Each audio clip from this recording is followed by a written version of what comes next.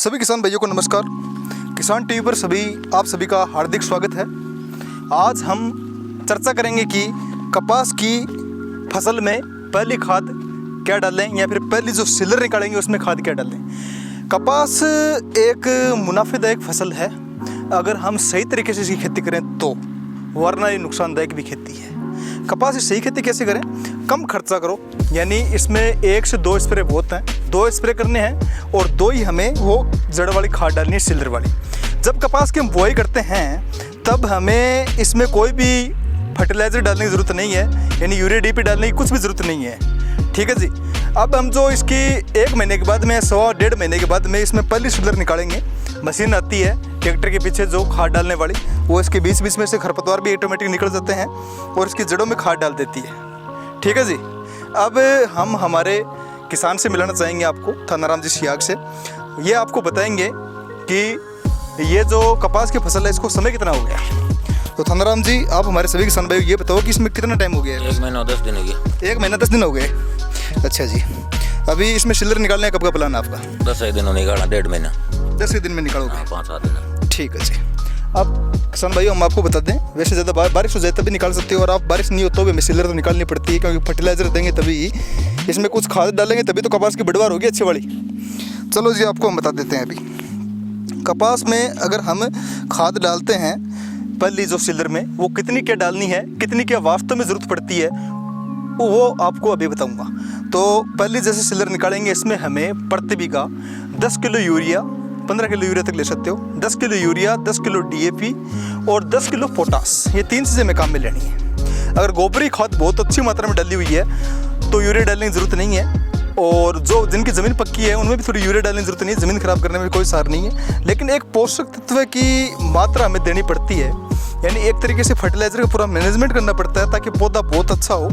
कपास एक ऐसी फसल है जिसको न्यूट्रिएंट की बहुत ज़्यादा आवश्यकता होती है, यानी ज़मीन से पोषक तत्व खींचने की क्षमता होती है इसकी जड़ें भी बहुत गहरी जाती हैं और पोषक तत्व ये ज़्यादा खींचता है। इसलिए कपास को हम बालू मिट्टी में बहुत कम यूज में लेते हैं, यानी बलुई दोमट मिट्टी में ये कम पैदावार देता है, और जो काली मिट्टी है या फिर अच्छी भूमि है उसमें पैदावार बहुत अच्छी देता है। अभी हम आपको बता दें कि 10 kilo urea, 10 kilo DAP, 10 kilo potash, ये 3 प्रति बीघा हमें काम में लेके, चाहे सिलर में काम में लेना, छिंटा नहीं मार सकते, छिड़काव नहीं कर सकते, क्योंकि छिड़काव करोगे तो इसके बीच में जो जगह है, ये 2-2 फुट की, 1.5-2 फुट की जगह है, ये कवर नहीं हो पाएगी। इसके बीच में कोई खाद कोई काम की नहीं, इसके जड़ में जानी चाहिए।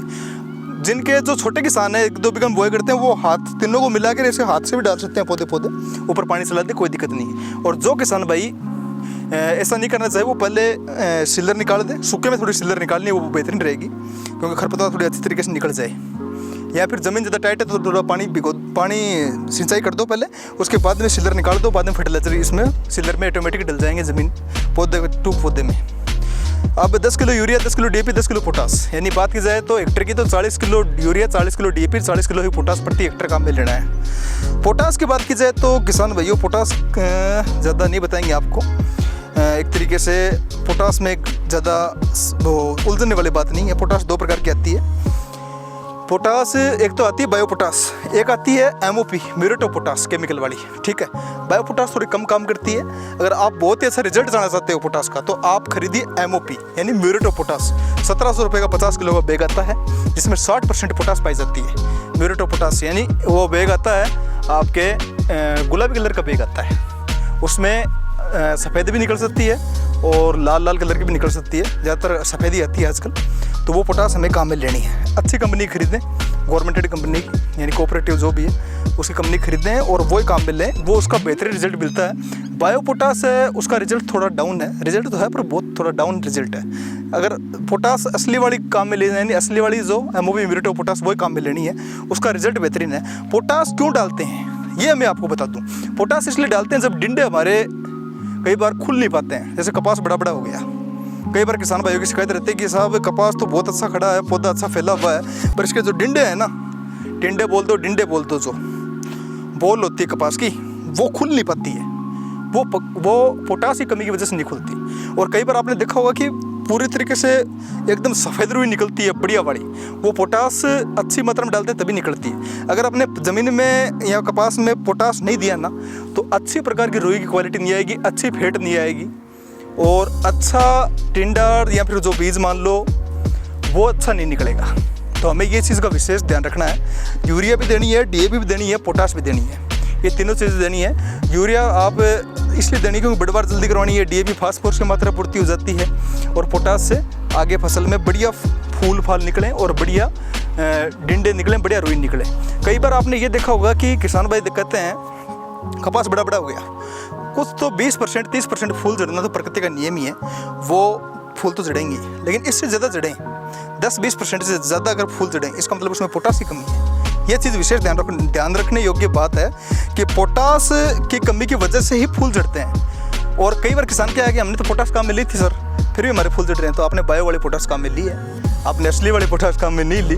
असली वाली पोटाश के 1700 रुपये लगते हैं एक कट्टे के 50 किलो के, और जो बायो वाले पोटाश उसके 500, 600, 700, 800, 900, 1000 जो भी है, ये रेट लगती है। तो असली वाले पोटाश काम में लें, उससे क्या है कि आपके फूल नहीं चढ़ेंगे और आपका जो डिंडा है वो बहुत ही बेहतरीन क्वालिटी का खिलेगा, और उसमें रुई की जो फेट है, जो भी फेट और जो रुई की क्वालिटी है ना, वो एकदम वाइट अच्छी निकलेगी। इसके अलावा हम आपको समय समय पर बता देंगे गुलाबी सुंडी का कंट्रोल कैसे करें।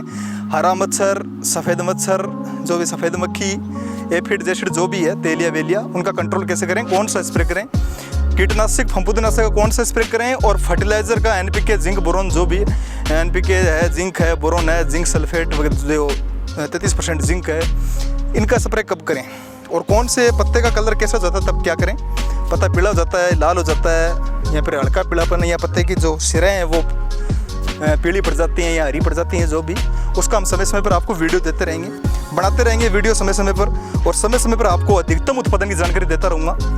मैं राहुल चौधरी, किसान टीवी पर आप सभी का हार्दिक अभिनंदन है। और वीडियो अच्छा लगे तो लाइक ज़रूर करें, कमेंट ज़रूर करें, सब्सक्राइब ज़रूर करें। किसान भाइयों, हम आपके लिए बहुत ही मेहनत से वीडियो बनाते हैं, इसलिए सब्सक्राइब ज़रूर करें। बहुत बहुत धन्यवाद सभी किसान भाइयों का, आप हमारे YouTube चैनल पर आए हो और हमारा वीडियो देख रहे हो, आप सभी का बहुत बहुत धन्यवाद।